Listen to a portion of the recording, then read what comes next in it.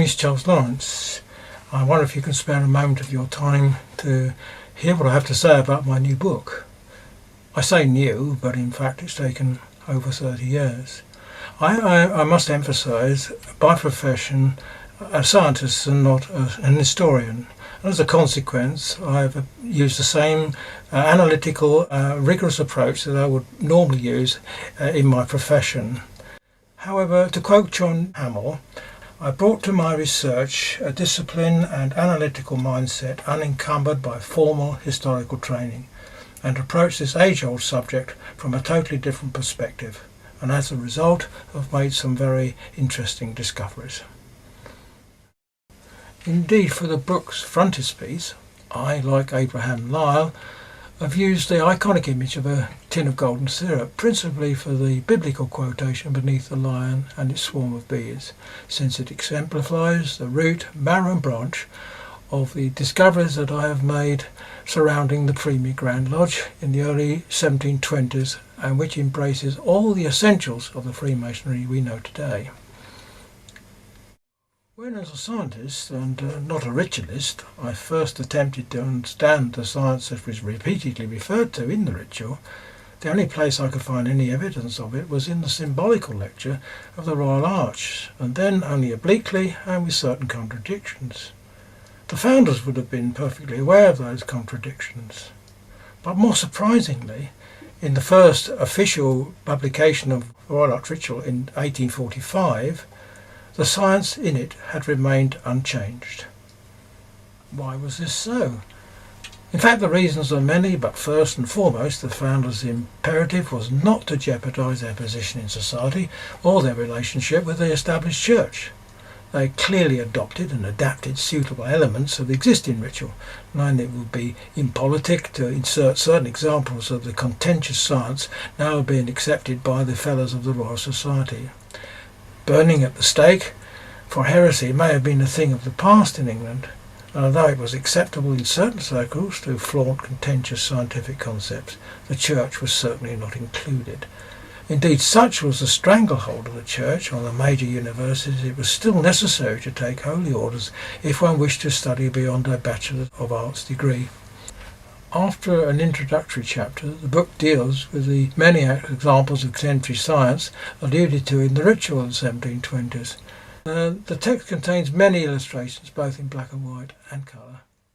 This figure, for example, is part of the chapter on geometry, and is used to expand on the differences between the ideas of the regular solids acceptable to the established church as opposed to what the founders actually believed.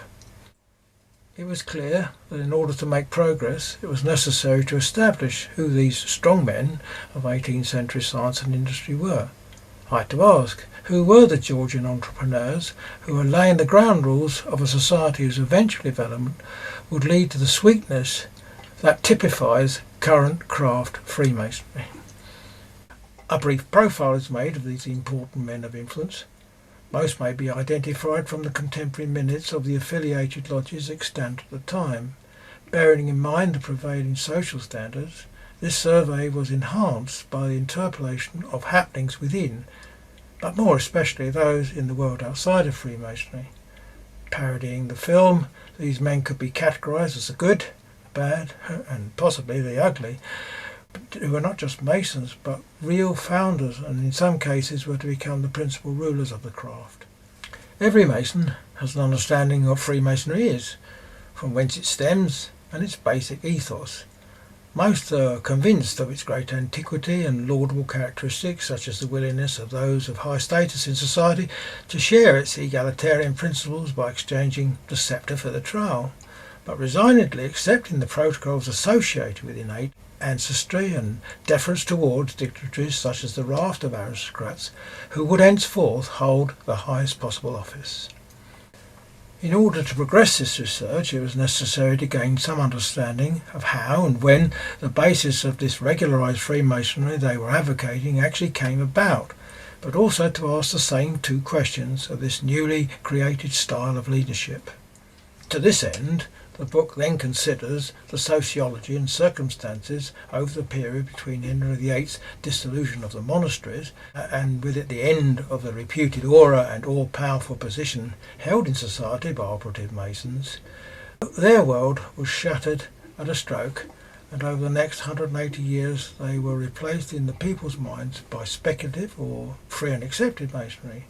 This stylised and romantic version of Masonry was, because of its modus operandi, seen by the general public and indeed most Masons as closely related, derivative or even an extension of operative Masonry.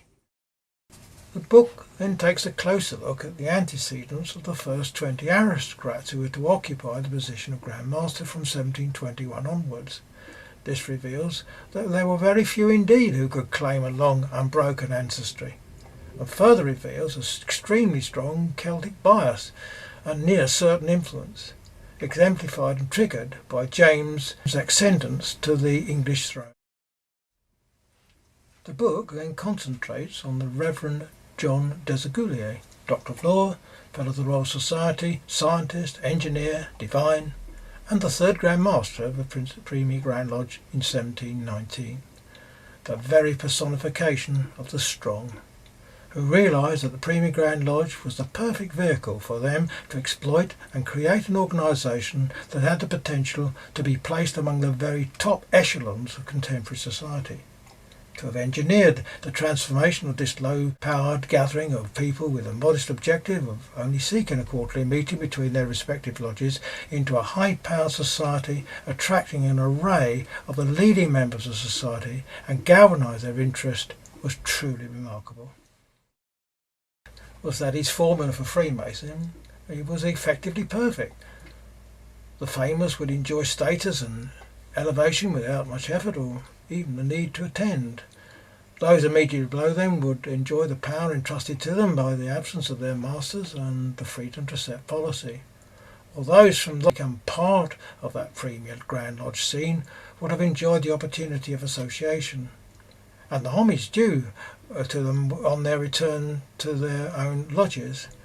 Ordinary lodge members would either have yearned or hence worked hard to become part of that scene by whatever device they could conceive, whilst the remaining members, after having looked at the severity of the hill they were obliged to climb, would have abandoned any such attempt and remained respectfully ambivalent. Indeed, the whole set-up was very much like it is today. Now, Desaguliers had a massive influence on the formation and ethos of Premier Grand Lodge can be judged by reading his poem and notes that he published in book form, both of which are reproduced in the more readable form in the book's appendices. Having placed the principal characters in context, the remaining chapters are designed to bring together all the various pieces of the jigsaw and show just reason for the claim that science, either of itself or its overriding influence upon those at the centre of these affairs, had a massive impact on the very nature of what was to become regular modern Freemasonry. Those with a preconception about Masonry may find this an uncomfortable read. Questions are raised to which the answers are not always easy or palatable. Yet for those seeking the true key to modern Freemasonry, this book provides a solid base from which to begin the quest.